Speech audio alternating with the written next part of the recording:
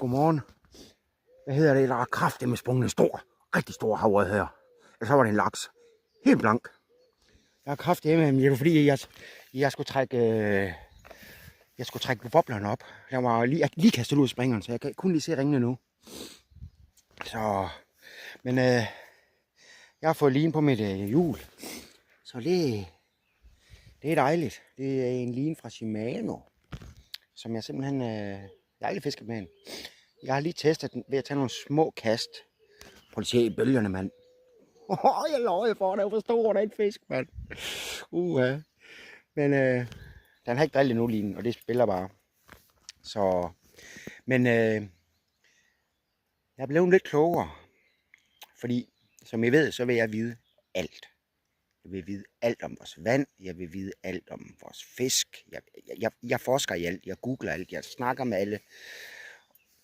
Men der er nok nogle ting, jeg aldrig bliver klogere på. Men det jeg vil sige, det var, at jeg mødte en ældre mand her for i forgårs igen, der har fisket her i Lilleåen, lige siden han var dreng.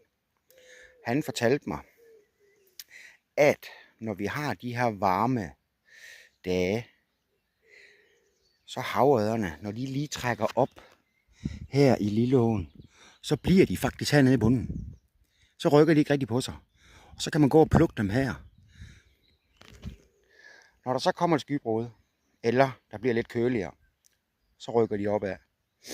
Og det giver mening.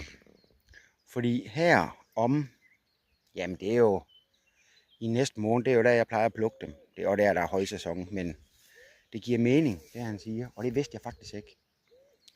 Så det var faktisk fedt at vide. Og som jeg har fået at vide af flere, vandet i Lilleåen, det bliver aldrig over 16 grader. Det er mærkeligt. Vandet i Gudenåen, det kan jo blive en del over 16 grader, som 18 grader, 20 grader.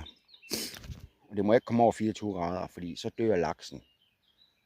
Og jeg tænker tit, når der ikke er mere vand i åen, så bliver det vel også varmere, hvis vi nu har, lad os nu sige, nu får vi jo varm dag i dag, som 27 grader, ikke? Hvis vi nu har det i 14 dage træk, og der ingen vand er i åen, så bliver vandet vel over 24 grader. Og så vil laksen jo dø. Eller er det mig, der er helt forkert på den? I må meget gerne skrive, hvis I ved noget om det. Fordi jeg vil rigtig gerne vide det.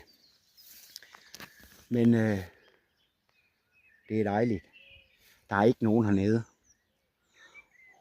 Og den der bandit der, den skal jeg sataneme have fat i. For det var en god fisk.